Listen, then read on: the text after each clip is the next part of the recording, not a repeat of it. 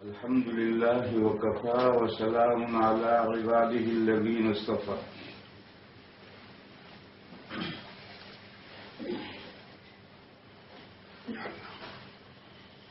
أعوذ بالله من الشيطان الرجيم. فإذا فرغت فانصب وإلى ربك فارغب.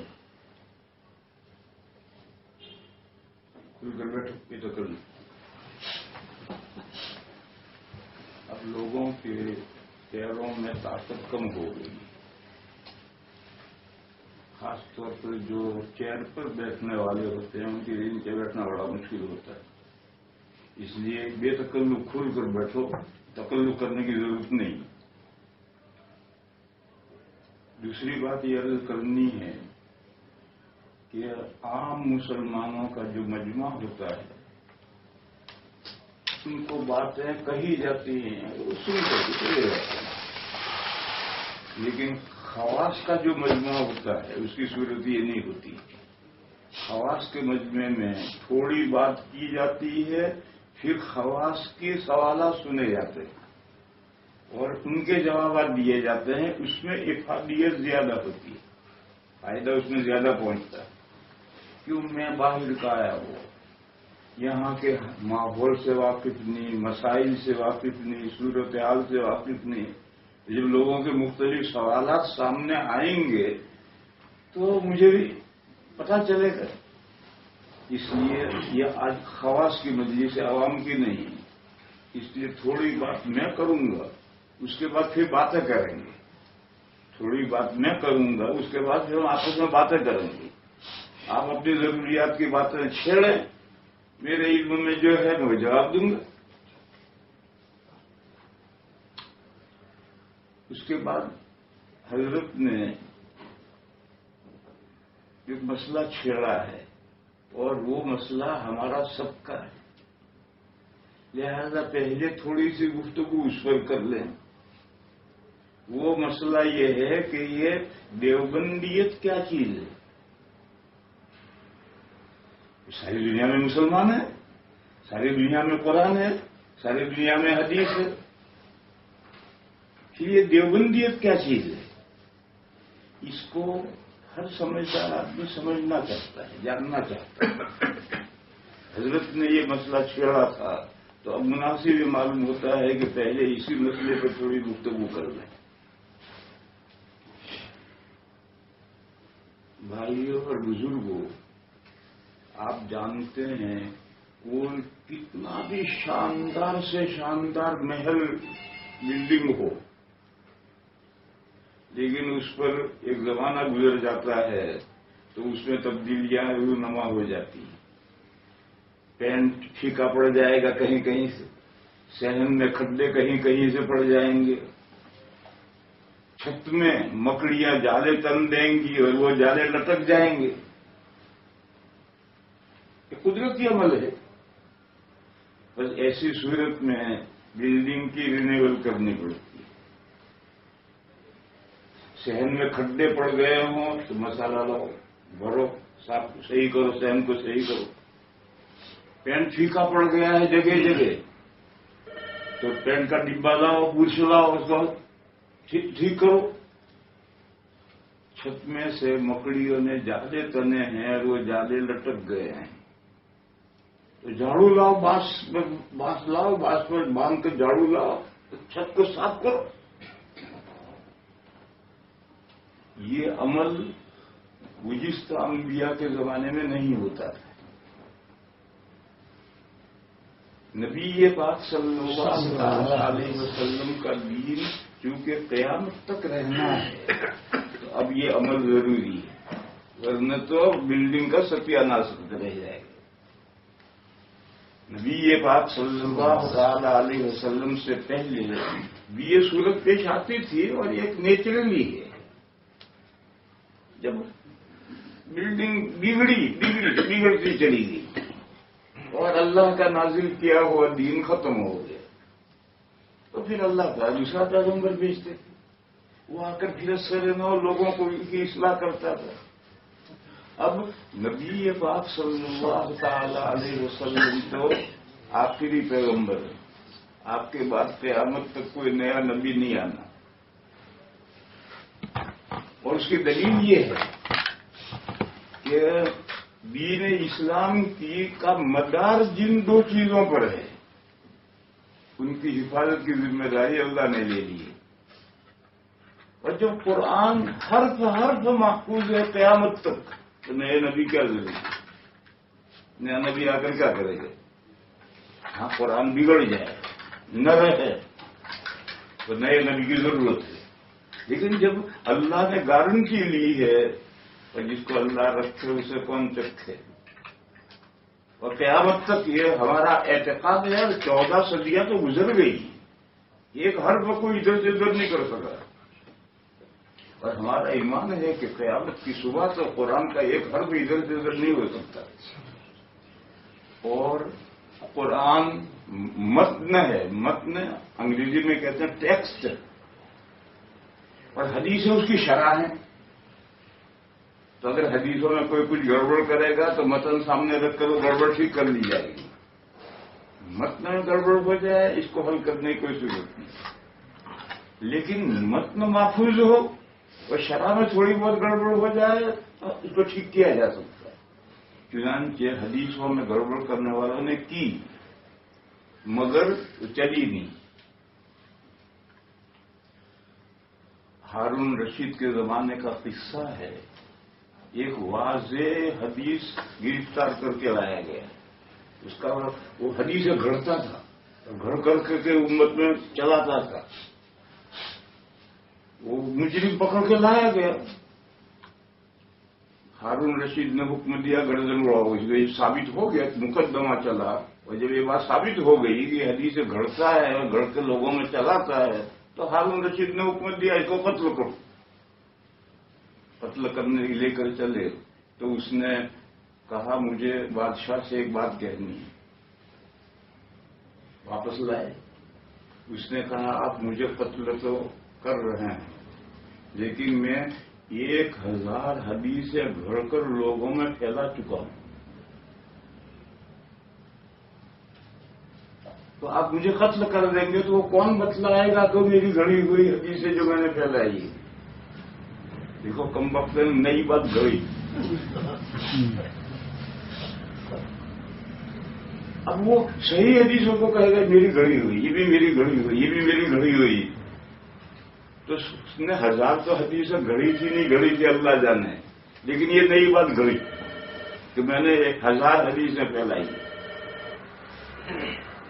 تو ابھی ہارون رشید رحمہ اللہ نے کہا لے جاؤ اسے قتل کرو، اور وہاں ایک محدث بیٹھے تھے، اس نے اشارہ کیا کہ یہ شیخ بیٹھے ہیں، یہ تیری گھڑی ہوئی حدیثوں کو صحیح حدیثوں میں سے ایسا نکال کر باہر کر دیں گے جیسے گوندے ہوئے آٹے میں سے بال کھینچ کر نکال دیا جاتا ہے، آٹا گوندھا اس میں بال آگے، اب اس بال کو پکڑ کر کے کھینچ لیں تو بال پر آٹے کا کوئی جز نہیں آئے گا اور بال کا کوئی جز آٹے میں نہیں رہے گا، تو تیری گھڑی ہوئی حدیثوں کو تو صحیح حدیثوں میں یہی طرح سے نکال کر الگ کر دیں گے۔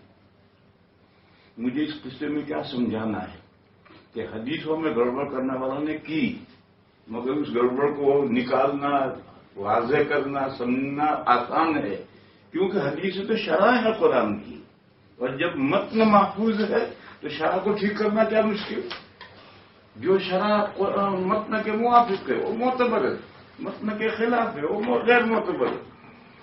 اسی لیے اصول حدیث میں سے ایک رائے ہے کہ حدیثوں کو قرآن پر پیش کرو، علی کتاب اللہ، ایک رائے ہے۔ تو جب قرآن کریم قیامت تک محفوظ ہے اور قرآن کریم کی تبیین و تشریح شرح قیامت تک کے لیے محفوظ ہے تو اب نئے نبی کی کیا ضرورت؟ اسے کوئی نیا نبی نہیں آئے گا، لیکن جو اسلام کا محل ہے یعنی امت مسلمہ، اسلام کا محل کیا ہے؟ قرآن و حدیث ماڈل ہے، اور اس ماڈل کے مطابق یہ امت مسلمہ تیار ہوئی. یہ جو محل ہے اس محل میں فساد آئے گا، نیچرلی بات ہے. زمانہ طویل گزرنے کے بعد یہ صورتحال آتی ہے. جب ایسی صورتحال پیش آتی ہے تو اللہ تعالی ایک لمبا زمانہ گزرنے کے بعد، مثلاً 100 سال گزرنے کے بعد ایسی شخصیتیں پیدا کرتے ہیں جو اسلام کے محل کو رینیول کر کے تر و تازہ کر دے، جیسا تھا ویسا کر دے. اسی کا نام ہے تجدید. اور ایک حدیث ہے، ان اللہ تعالی یبعث فی هذه الامہ علی رأس کل 100 سنہ من یجدد لها دینہا. اللہ 100 سال میں کوئی فگر نہیں ہے. ایک لمبا زمانہ گزرنے کے بعد 100 کے 150 بھی ہو سکتے ہیں، 200 بھی ہو سکتے ہیں، 50 بھی ہو سکتے ہیں. ایک لمبا زمانہ گزرنے کے بعد جب اسلام کا ماڈل یعنی امت مسلمہ میں بگاڑ آ جائے اور وہ قرآن کی کتاب دعوت کا نمونہ نہ رہیں، صورت احوال ان کے بگڑیں، تو اللہ تعالیٰ امت میں ایسی شخصیتیں پیدا کرتے ہیں جو شخصیتیں مسلمانوں پر، امت مسلمہ پر محنت کر کے ان کو ایکارڈنگ کر دیتی ہیں، قرآن و حدیث کے ایکارڈنگ کر دیتی ہیں. اسی کا نام ہے تجدید. اسی کا نام ہے، ان شخصیتوں کا نام ہے مجدد.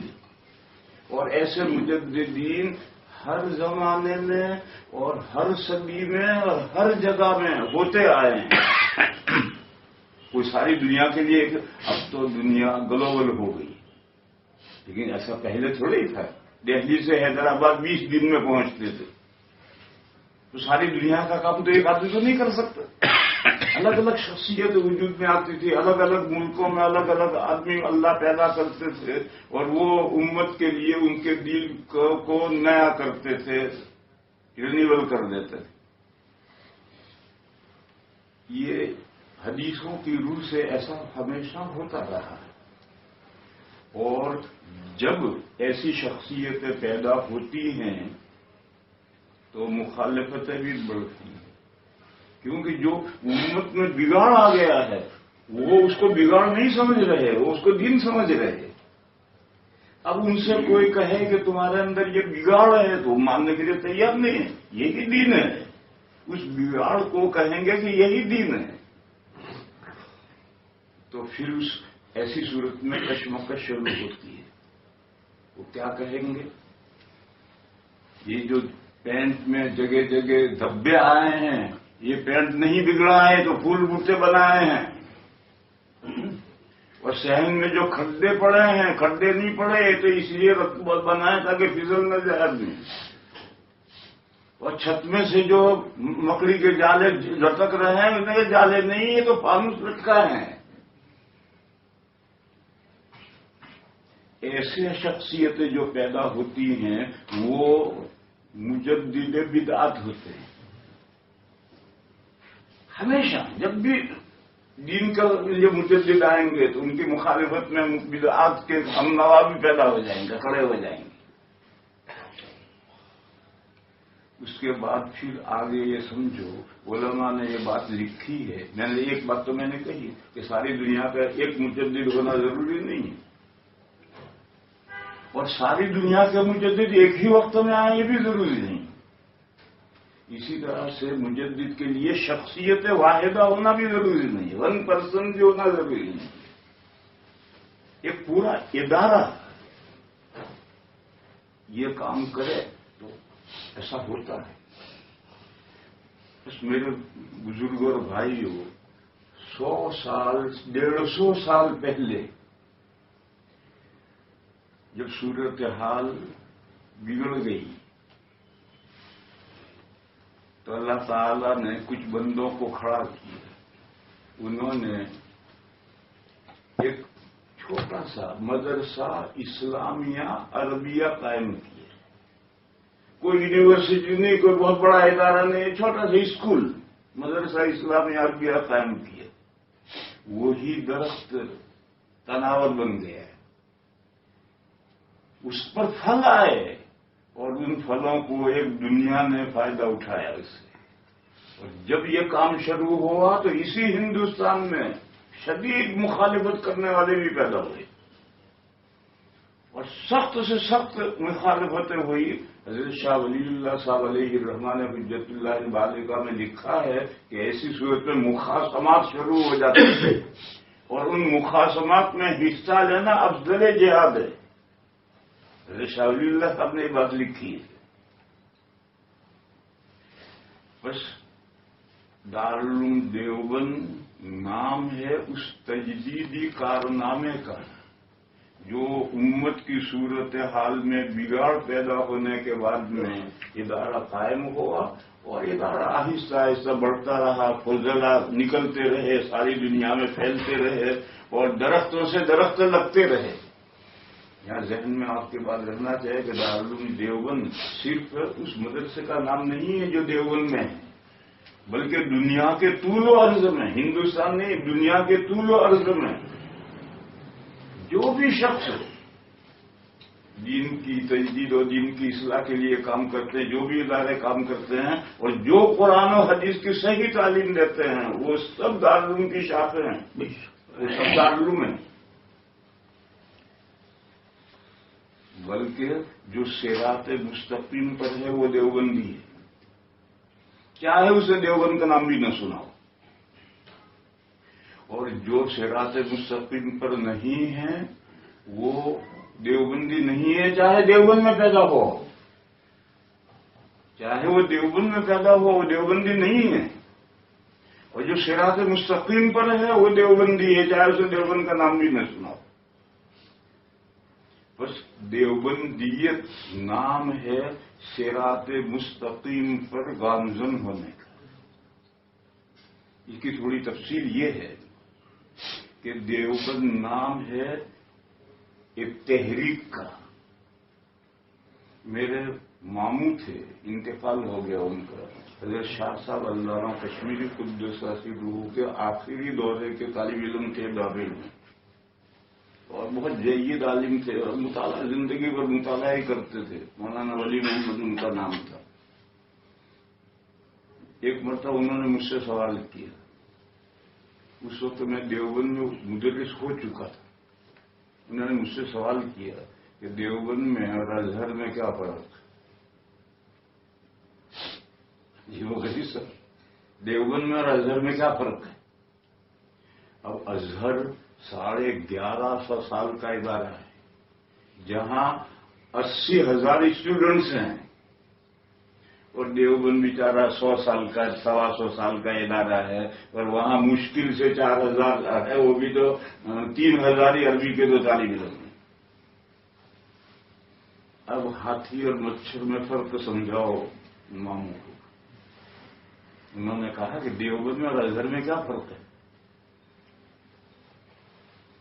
मैंने जवाब दिया कि अजहर एक दानिशगाह है और देवबंद एक मिशन है, तहरीक है। अजहर एक दानिशगाह है, मुसलमानों के बच्चों को तालीम दी जाती है, उनकी दुनिया बनती है, जैसे अलीगढ़ एक दानिशगाह है। और देवबंद दानिशगाह नहीं है, वो एक मिशन है, एक तहरीक है। आप गौर करें, वो 1150 साल से इदारा है और लाख के करीब तलबा वहां से आप पढ़ते हैं। वहां आप दुनिया के किसी कोने में चले जाओ, आपको कोई अजहरी आलिम खिदमत दीन करता हुआ नहीं मिलेगा। इस्लामी कुतुब खाने में घुस जाओ तो 100 किताबों के बाद एक किताब अजहरी आलिम की मिलेगी। और ये छोटा सा इदारा, थोड़े से तलबा, दुनिया के किसी खित्ते में चले जाओ, आपको देवबंद या देवबंद के वाबस्ता इदारों से पढ़े हुए मिलेंगे। मस्जिदें उन्होंने पकड़ रखी होंगी, मकतब उन्होंने पकड़ रखे होंगे, लोगों की इस्लाह का काम वो कर रहे होंगे। और इस्लामी कुतुब खाने में घुसो तो हर 10वीं किताब फज़ला दारुल उलूम की मिलेगी। ये सारी दुनिया में दारुल उलूम के फज़ला जो फैल गए, क्या लेने फैल गए, माल देने के लिए। مال لینے کے لیے ان کے پاس ڈگری ہے، یہ کیسے مال لیں گے؟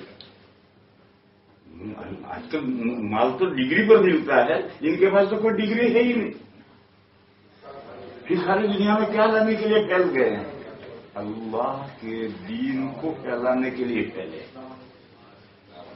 جب کوئی مشن ہوتا ہے، تحریک ہوتی ہے، تو اس تحریک میں جو وابستہ ہوتے ہیں ان کا یہی حال ہوتا ہے، وہ گھر کو چین نہیں آتا ان کو. مثال لو، نبی پاک صلی اللہ تعالی علیہ وسلم کے بعد صحابہ کرام ساری دنیا میں پھیل گئے. اللہ نے اپنے حبیب صلی اللہ تعالی علیہ وسلم کو اس وقت کی معلوم دنیا کے سینٹر میں مبعوث کیا.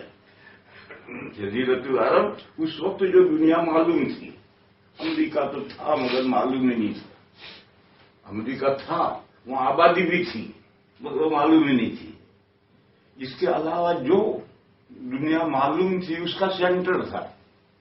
ایک آدمی جزیرۃ العرب سے چلے گا تو افریقہ کے آخری کنارے پر پہنچے گا، ایک ایشیا کے آخری کنارے پر پہنچے گا، ایک یورپ شمال میں یورپ کے آخری کنارے پر پہنچے گا. تینوں آدمی ایک وقت میں ہوئے. آپ کوئی دنیا کا نقشہ، امریکہ کو الگ کر کے دنیا کا نقشہ دیکھو، جزیرۃ العرب سینٹر میں.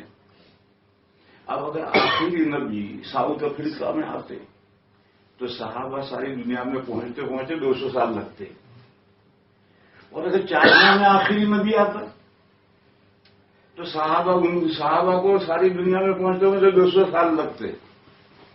اور اگر ارض تسعین میں ایک ساؤتھ نارتھ میں ایک جگہ ہے جہاں 6 مہینے دن رہتا ہے، 6 مہینے رات رہتی ہے، اس کو عربی میں ارض تسعین کہتے ہیں. تو اگر ارض تسعین میں نبی آخر الزمان مبعوث کیے جاتے تو ساری دنیا میں صحابہ کو پہنچتے پہنچتے 200 سال لگتے. اس لیے اللہ جل شانہ و من والہ نے اس وقت کی جو معلوم دنیا تھی، اس معلوم دنیا کے سینٹر میں نبی آخر الزمان کو مبعوث کیے. چنانچہ حضور کی آنکھ بند ہوئی. صحابہ چین سے گھر میں نہیں بیٹھے، کوئی ادھر نکل گیا، کوئی ادھر نکل گیا، کوئی ادھر نکل گیا، اور 50 سال ہوتے ہوتے ساری دنیا میں حضور کا دین پہنچا دیا. یہ صحابہ کیا جانے گئے تھے؟ وہ ایک تحریک اور مشن میں جڑے ہوئے تھے. جو کسی تحریک اور مشن میں جڑتا ہے وہ گھر چین سے نہیں بیٹھتا. اس کا ایک جذبہ ہے، اس جذبے کو لے کر وہ ساری دنیا میں پہنچتا ہے جہاں تک پہنچ سکتا ہے. یہ مثال ہے تحریک اور مشن کیا ہے، اور جو لوگ تحریک اور مشن میں شریک ہوتے ہیں وہ کیا کارنامے انجام دیتے ہیں. اس کی مثال میں نے دی، صحابہ کی مثال دی. اور جو جہاں گیا وہیں کا ہو گیا، لوٹ کر نہیں آیا واپس. بہت کم جو مجاہدین تھے وہ تو لوٹ کر آتے تھے، لیکن جو دعات تھے وہ لوٹ کر نہیں آتے تھے. ہندوستان میں آیا تو یہی شادیاں کر لی، یہیں اولاد ہوئی. افریقہ میں گئے تو وہی شادیاں کر لی، وہی اولاد ہوئی، لوٹ کر نہیں آئے. تو میں نے ماموں کو یہ سمجھایا کہ دارالعلوم دیوبند ایک تحریک ہے، ایک مشن ہے. دارالعلوم کا ہر فاضل ہم طلبا سے نہیں کہتے، ہم تو پڑھاتے، مگر اس کے دل میں کوٹ کوٹ کر ایک جذبہ بنا ہوا ہے، اور وہ اللہ بھرتے ہیں، ہم نہیں بھرتے. ہم تو پڑھاتے، میں 40 سال سے پڑھا رہا ہوں. میں نے کبھی طلبا کے سامنے یہ تقریر نہیں کی کہ تمہیں فارغ ہو کر یہ کرنا ہے، نہیں. اللہ ان کے دلوں میں یہ بات ڈالتے ہیں، کوٹ کوٹ کے بھر دیتے ہیں، اور پھر وہ فارغ ہونے کے بعد کوئی کہیں نکل گیا، کوئی کہیں نکل گیا، اور جو جہاں گیا وہیں کا ہو گیا. صحابہ کی یہی شان تھی، جہاں گئے وہیں ہیں. ایک مرتبہ میں ٹرکی گیا، استنبول گیا،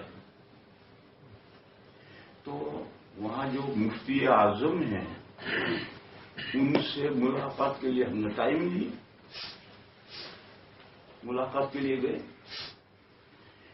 تو ایک بوڑھے آدمی جن کی 70 سے کم عمر نہیں تھی اور بالکل ڈڑ مونڈے تھے،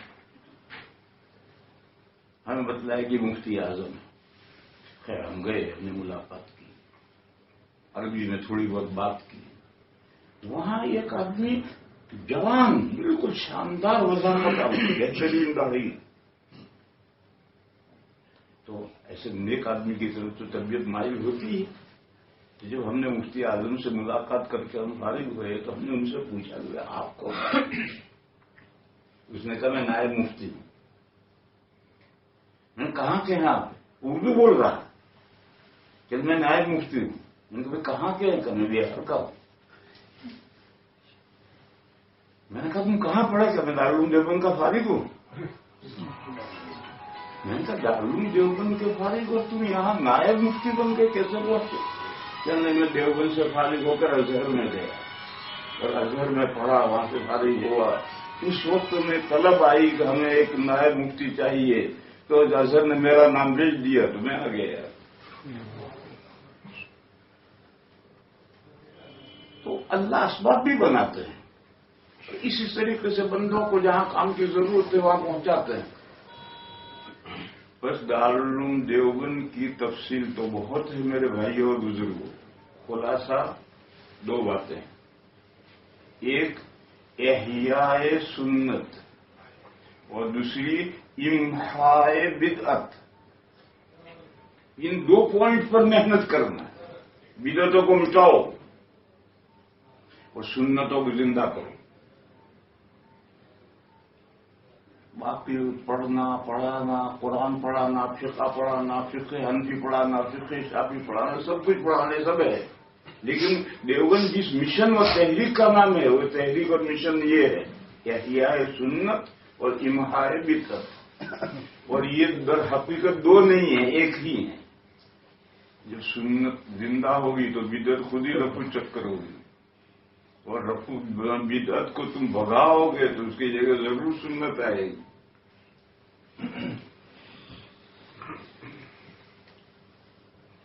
کچھ لوگ ایسا خیال کرتے ہیں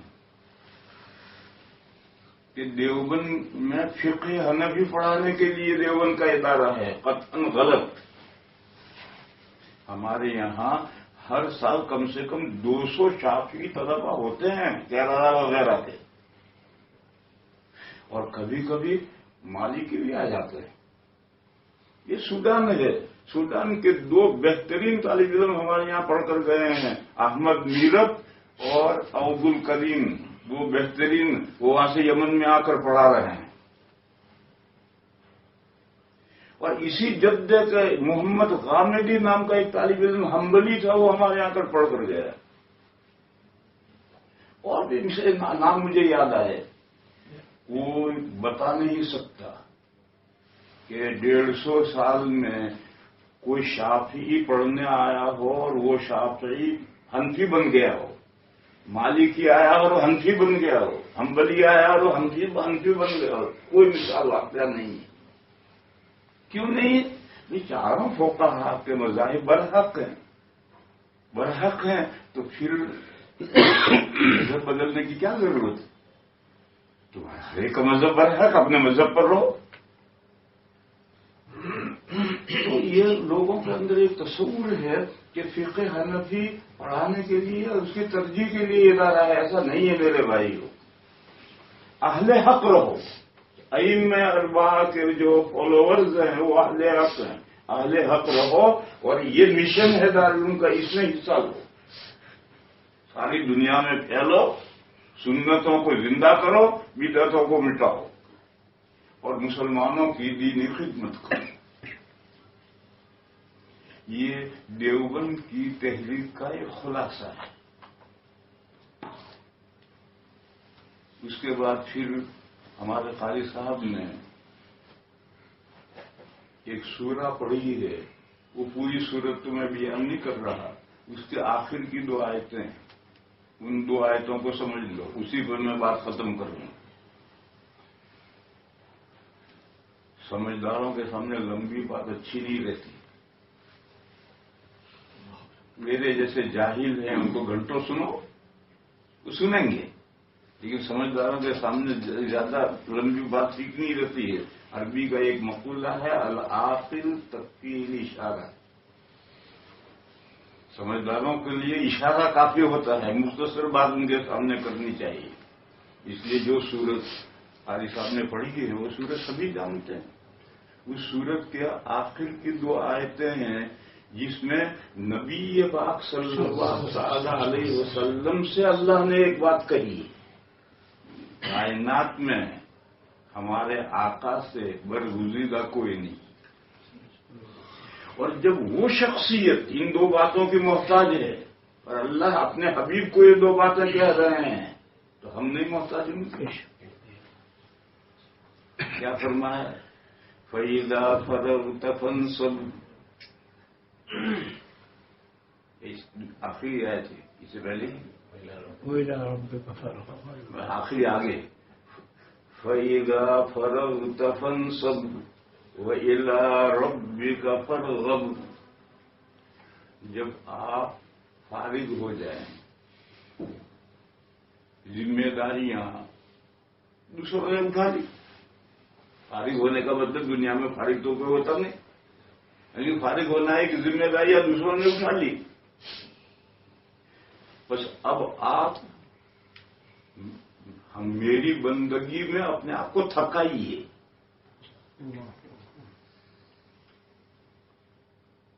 دیکھو میرے بھائیو، یہاں تقریباً سبھی وہ ہیں، یہ مولانا صاحب کے علاوہ یہ جوان ہیں، یہ بھی جوان سے نظر آ رہے ہیں، بال تو سفید ہونے لگے ہیں.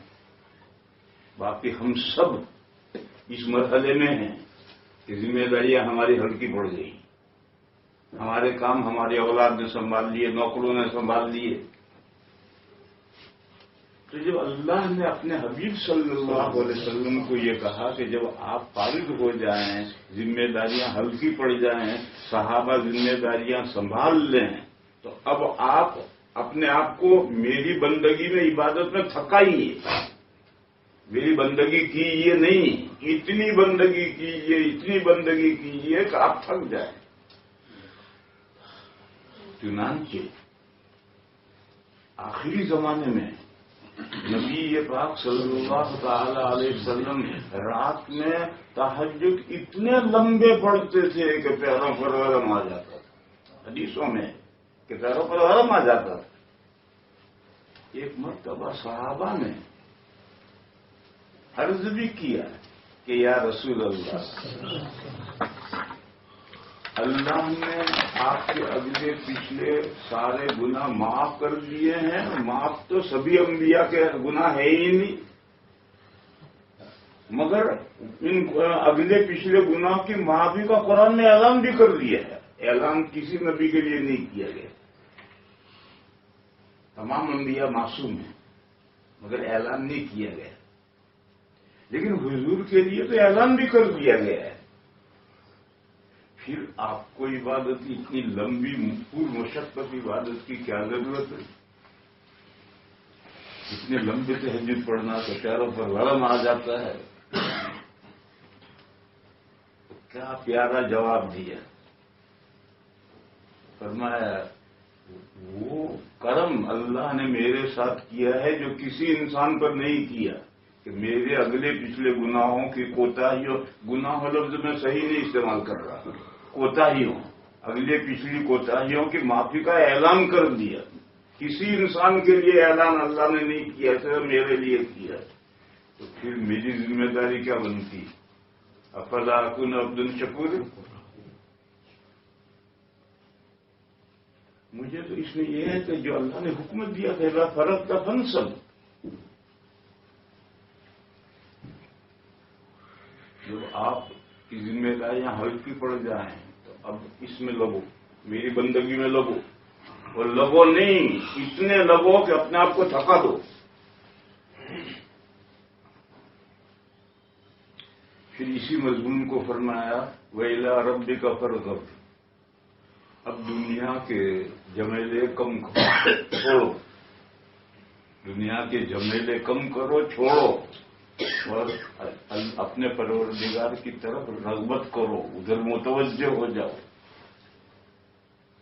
یہ اس سورت کے آخری 2 آیتیں ہیں، جس میں اللہ نے اپنے حبیب صلی اللہ علیہ وسلم کو جو بات کہی ہے، میرے بھائیوں، ہم اس بات کے 1000 درجہ زیادہ مخاطب ہیں اور محتاج ہیں۔ یہاں رک کر ایک مسئلہ سمجھو۔ میں نے کہا تھا کہ میں نے گناہ لفظ جو ہے یہ غلط کہا، کوتاہیاں۔ عربی میں 4 لفظ ہیں: معصیت، سیئہ، خطیہ اور ذنب، اور ان میں یہی ترتیب ہے۔ معصیت ان کا ترجمہ نافرمانی۔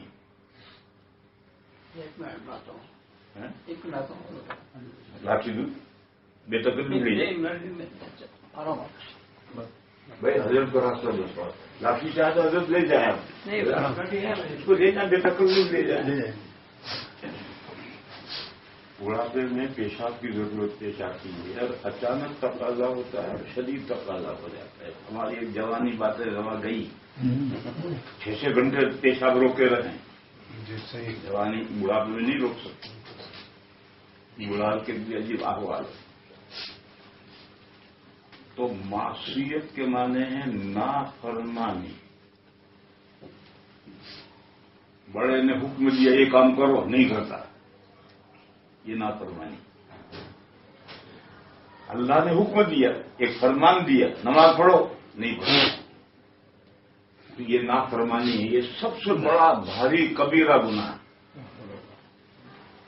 پھر اس سے نیچے سیئہ ہے، اس کی جمع سیئات ہے، اس کے معنی برائی۔ یہ اس نافرمانی سے نیچے کا گناہ ہے۔ اس میں نافرمانی نہیں ہوتی، آدمی برا کام ہو جاتا ہے، نافرمانی کا کوئی ارادہ نہیں ہوتا ہے، لیکن نافرمانی کے ارادے کے بغیر بھی انسان ہے، شیطان پیچھے پڑا ہوا ہے، نفس ساتھ لگا ہوا ہے، بعض برائیاں ہو جاتی ہیں۔ اور یہ گناہ کبیرہ اور صغیرہ کے درمیان کا واسطہ ہے، برزخ ہے۔ علامہ بزدوی، علی بزدوی رحمۃ اللہ علیہ نے یہ مضمون بیان کیا ہے۔ حضرت شاہ صاحب علامہ کشمیری نے اپنی تقریروں میں سے کھولا ہے کہ کبیرہ اور صغیرہ کے درمیان میں سیئہ ہے، ان کے درمیان کا ایک درجہ فقہا نے نہیں بیان کیا، لیکن علی بزدوی نے بیان کیا، حضرت علامہ کشمیری نے، فیض الباری میں مضمون ملے گا آپ کو۔ پھر سیئہ برائی، اس سے نیچے ہے خطیہ، چوک۔ خطیہ کے معنی چوک، یہ اور ہلکا گناہ ہو گیا، ہلکی کوتاہی ہو گئی، چوک۔ مگر چوک کے بھی احکام ہیں۔ اگر آدمی روزہ رکھ کر کے وضو کرے اور وضو کرنے میں خطا ہو جائے اور چوک جائے اور پانی گلے سے نیچے چلا جائے، روزہ ٹوٹ جائے۔ بھول نہیں، خطیہ، خطا ہو جائے، چوک جائے اور پانی چلا جائے تو روزہ ٹوٹ جائے، مگر گناہ نہیں ہوگا، گناہ نہیں ہوگا، مگر روزہ ٹوٹ جائے۔ تو یہ خطیہ سیئہ سے نیچے کا گناہ ہے۔ پھر بالکل سب سے نیچے ذنب ہے، اس کی جمع ذنوب ہے، اور اس کے معنی ہے نامناسب بات۔ یہ سرے سے گناہ نہیں ہے، لیکن نامناسب بات تو بہرحال نامناسب ہے، نامناسب بات بہرحال نامناسب ہے، اگرچہ وہ گناہ نہیں ہے۔ قرآن کریم نے جہاں حضور کے لیے یہ اعلان کیا ہے تو ذنب اعلان کیا ہے۔ یہ فرمایا اِنَّا فَتَحْنَا لَكَ فَتْحًا مُبِينًا لِيَغْفِرَ لَكَ اللَّهُ مَا تَقَدَّمَ مِنْ ذَنبِكَ وَمَا تَأَخَّرَ۔ ذنب استعمال کیا، اس لیے میں نے کہا تھا کہ میں نے گناہ لفظ صحیح نہیں استعمال کیا، نامناسب بات۔ تو جس بندے کی نامناسب باتیں نیچے سے نیچے درجہ بھی نہیں ہے، جس کے پاس اگر ہے تو معاف، تو اس سے اوپر کے کہاں سے درجے ہوں گے اس کے پاس؟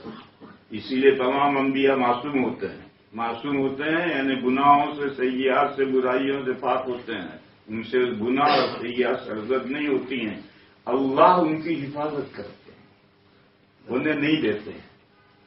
لیکن نامناسب بات کوئی ہو جائے تو اللہ اس سے درگزر فرمائیں گے، اور اللہ انبیاء کی نامناسب باتیں ہماری نامناسب باتوں سے بھی درگزر فرماتے ہیں۔ حدیث میں ہے وضو کرو، چہرہ دھو گے تو چہرے سے جنوب نکل جائیں گے، اور جنوب بھی نہیں خطیہ بھی نکل جائیں گے۔ ہاتھ دو، ہاتھوں سے تمام جنوب اور خطایا نکل جائیں گے۔ سر پہ مسا کرو، سارے جنوب اور خطا، جنوب اور خطا، سیئات اور معاصی نہیں معاف ہوں گے وضو کرنے۔ تو ہم عاجز بندوں پر بھی اللہ کا یہ فضل و کرم ہے کہ وہ جنوب اور خطا تو معاف کرتے ہیں۔ بس انبیاء جو معصوم ہیں، اگر فرض کرو، اس فرض کو سمجھو، یہ جو آیتیں ہیں یہ سورہ فتح کی شروع پہ آیتیں ہیں۔ سورہ فتح نازل ہوئی ہے صلح حدیبیہ کے بعد۔ صلح حدیبیہ مکہ کے مشرکین کے ساتھ کی گئی تھی، تو مونچھ نیچی کر کے کی گئی، اور بعض صحابہ تو پریشان ہو گئے تھے۔ حضرت فاروق اعظم کبھی ادھر جاتے تھے، کبھی ادھر جاتے تھے، کبھی ادھر جاتے تھے۔ لما نعتدنیت فی دیننا، حضور صرف ایک جواب دیتے تھے کہ میں اللہ کا رسول ہوں، میں اللہ کے حکم کے خلاف نہیں کر سکتا۔ صحابہ پریشان کہ کیوں ہم اپنی مونچھ نیچی کر کے صلح کریں، دو ہاتھ کیوں نہ کریں ان کے ساتھ۔ حضور کے بعد ایک ہی جواب تھا، عمر میں اللہ کا رسول ہوں، اللہ کے حکم کے خلاف نہیں کر سکتا۔ اب یہ جو صحابہ طیش میں تھے، ان کے خیال میں حضور نے صلح نامناسب کی، حقیقت نفس الامر میں نہیں، ان کے خیال میں حضور نے صلح نامناسب کی، تو اللہ نے آیت نازل کی، انا فتحنا لک فتحا مبینا لیغفر لک اللہ ما تقدم من ذنبک وما تأخر۔ کہا یہ صلح جو ہوئی ہے مونچھ نیچی نہیں ہوئی، تمہارا سر اونچا ہو گیا، ہم نے فتح مبین تمہیں عطا کی، مونچھ نیچی نہیں ہوگی۔ یہ ان صحابہ کو سنایا جا رہا ہے کہ صلح حدیبیہ میں مونچھ نیچی نہیں ہوئی، سر اونچا ہوا تمہارا، اور تمہارے خیال میں اگر حضور نے نامناسب صلح کی ہے تو سنو، اعلان سنو، ہم نے اپنے نبی کی اگلی پچھلی سب نامناسب باتیں معاف کر دی۔ اور تم کون ہوتے ہو ہر فقیری کرنے والے؟ ہیں نہیں، لیکن یہ ہر فقیری کرنے والوں کے لاشعور میں، شعور میں بھی نہیں، لاشعور میں اگر یہ بات ہے تو اللہ نے اعلان کر دیا کہ ہم نے ان کے سب نامناسب باتیں سب معاف کر دی۔ چنانچہ حضرت عمر جو سب سے زیادہ طیش میں تھے، وہ خود فرماتے ہیں کہ اس سورت کے نازل ہونے کے بعد میں نے بہت سی نمازیں پڑھی، صدقے کیے، غلام آزاد کیے کہ اللہ میری اس کوتاہی کو معاف فرمائے، جو میں نے حضور کی شان میں جا کے دو بدو گفتگو کی تھی، اس بے تمیزی کو اللہ معاف کرے، میں اس کے لیے بہت اعمال کیے۔ تو اس لیے میں میرے بھائیوں میں عرض یہ کر رہا تھا کہ انبیاء کہتے ہیں گناہ تو ہے ہی نہیں، وہ تو معصوم ہیں، اور معصوم ہے تو گناہ کہاں سے ہوگا؟ اگر گناہ ہے تو معصوم کہاں ہوگا؟ گویا اللہ کی حفاظت کوئی کام نہیں آئی، اور گناہ کیا نبی نے، لا حول ولا قوت الا باللہ، یہ گناہ تو ہے ہی نہیں۔ آپ حضرات بہت سنجیدہ ہو گئے، اب یہ لطیفہ سن لو۔ چلو،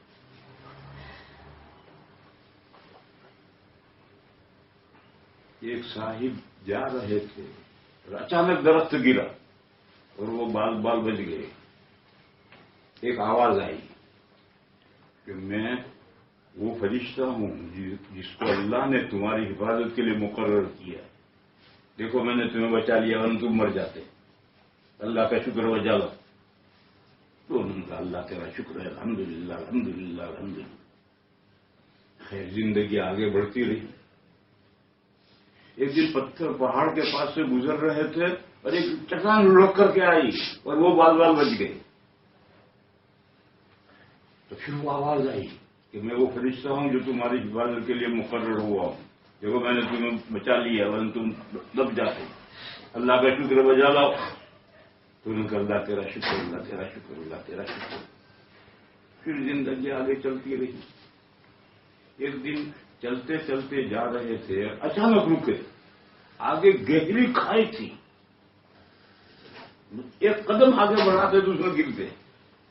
بس اچانک رک گئے. پھر آواز آئی کہ میں وہ فرشتہ ہوں جو تمہاری حفاظت کے لیے مقرر ہوا ہوں. دیکھو تم نے میں گرنے سے بچا دیا. تو اس نے کہا بھیا فرشتے، تجھے اللہ نے میری حفاظت کے لیے مقرر کیا ہے، تھینک یو. لیکن مجھے یہ بتا جب میری شادی ہو رہی تھی اس وقت تو کہاں تھا؟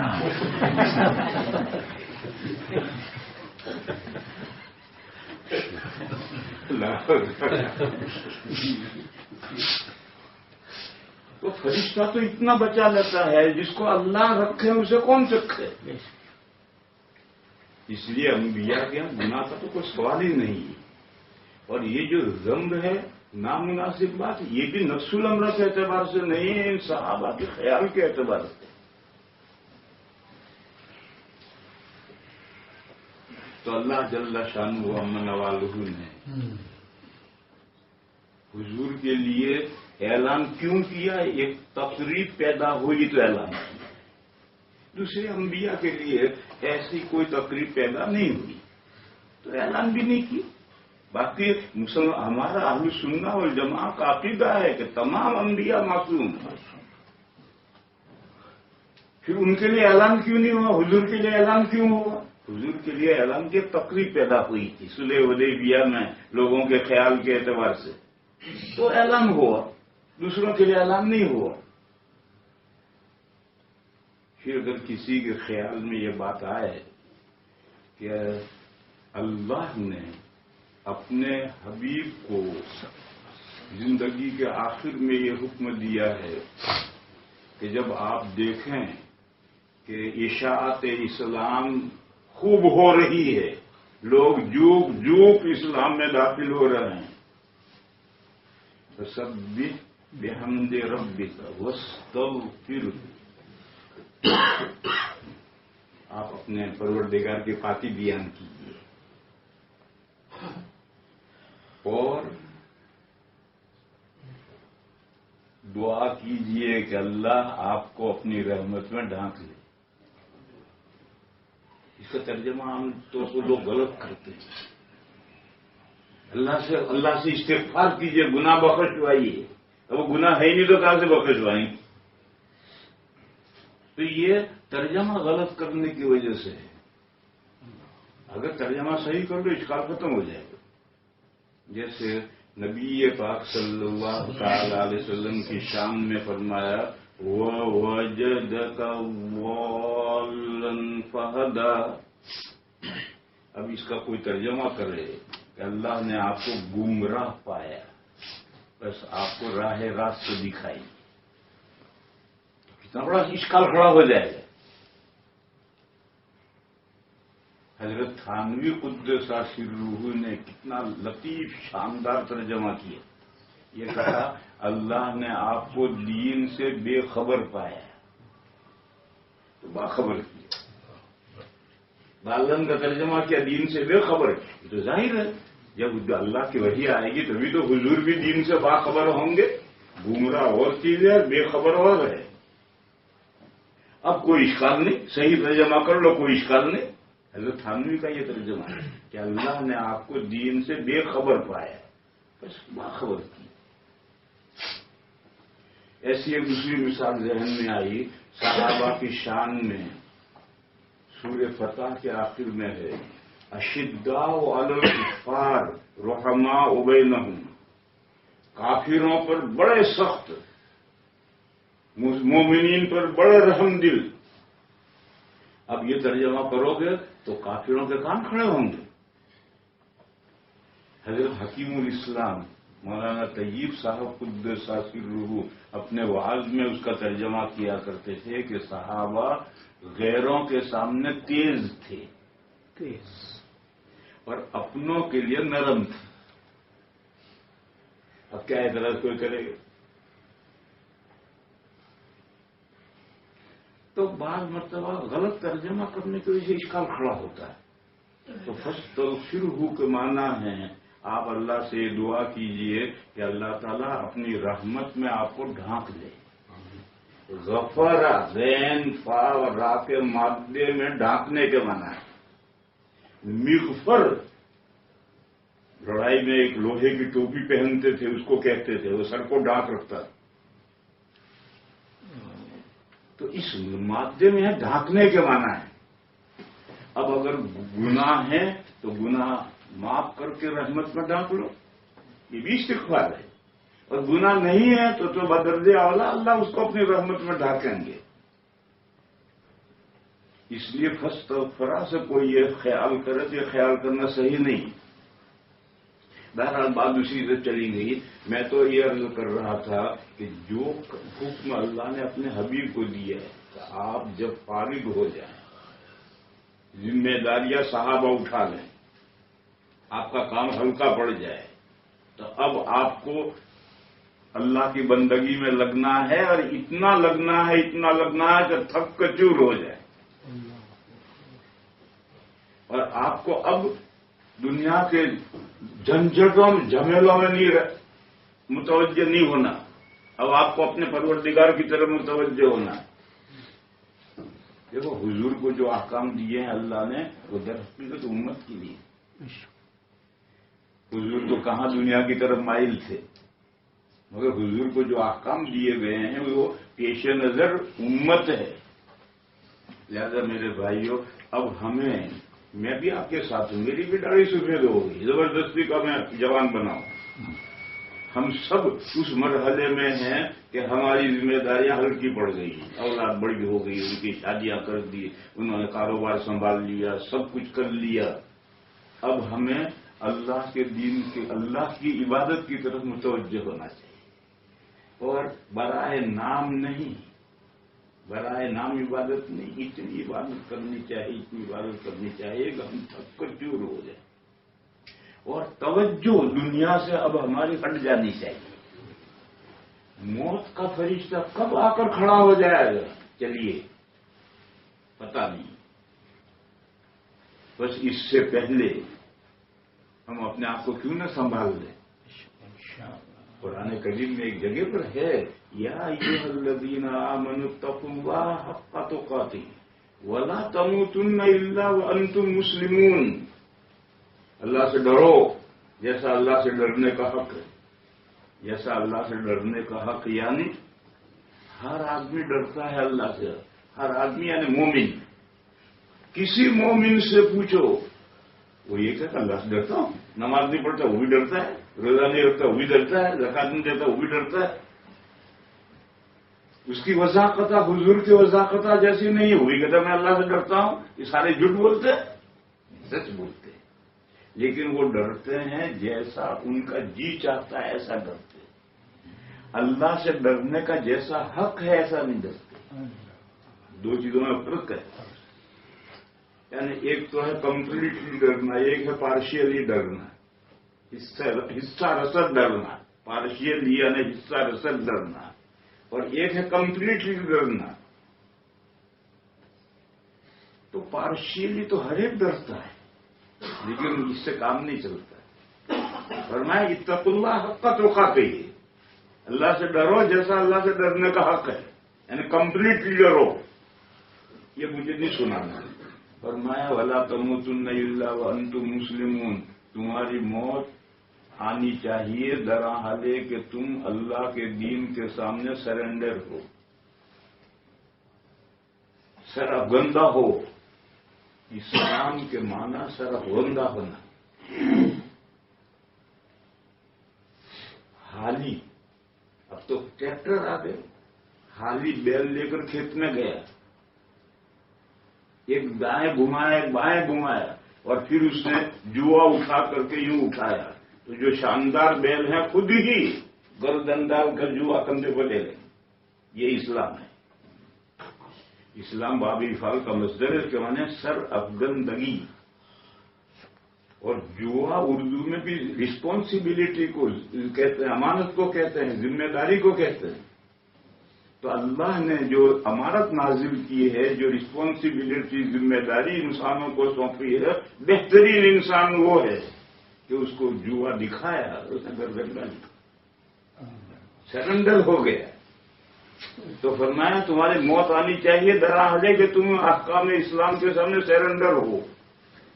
اس حال میں تمہاری موت آنی چاہیے. اس آیت کی تفسیر میں مفسرین کرام نے لکھا ہے کہ موت تو پتہ نہیں کس کو کب آئے گی، بس آیت پر عمل اسی وقت ہو سکتا ہے جب آدمی ہر وقت یہ سمجھے کہ 5 منٹ کے بعد موت میری آ سکتی ہے. لہذا ہر وقت سرف گندہ رہے، اللہ کے احکام کے سامنے موتی اور فرمان بردار رہے. موت کو آ جاؤ جب تم آنا، ویلکم، ہم تیار ہیں. پاکستان کے ہمارے ایک بزرگ گزرے ہیں ابھی، حضرت مولانا محمد یوسف لدھیانوی قدس سر، گولی ماری کسی نے شہید کیا. میری ان سے آخری ملاقات ہوئی لندن میں. میں ایک مسجد میں ٹھہرتا ہوں تو حضرت ملنے کے لیے میرے پاس آئے. ان سے بہت بڑے تھے لیکن ذرہ نوازی سے وہ آئے. کیوں آئے؟ ہم نے ایک مطلب پورے برطانیہ کا 10 سال کا ختم نبوت کا دورہ ساتھ کیا، اور پھر حضرت شیخ کے یہاں سہارنپور میں اعتکاف میں آتے تھے، اس لیے ہمارے تعلقات تھے. پھر ان کا کوئی ٹھیا نہیں تھا جہاں ٹھہرے، اور میں ایک مسجد میں ٹھہرتا تھا. اب میں ان سے ملنے جاؤں تو کہاں جاؤں؟ تو خود تشریف لائے. دوستوں نے تقریب بہر ملاقات کی، چائے ناشتہ. ایک سوپ آیا، سوپ تو 2 چمچے انہوں نے اس میں سے پیا، اور بقیہ دسترخوان لوگوں نے صاف کر دیا. انہوں نے صرف 2 چمچے سوپ کے لیے.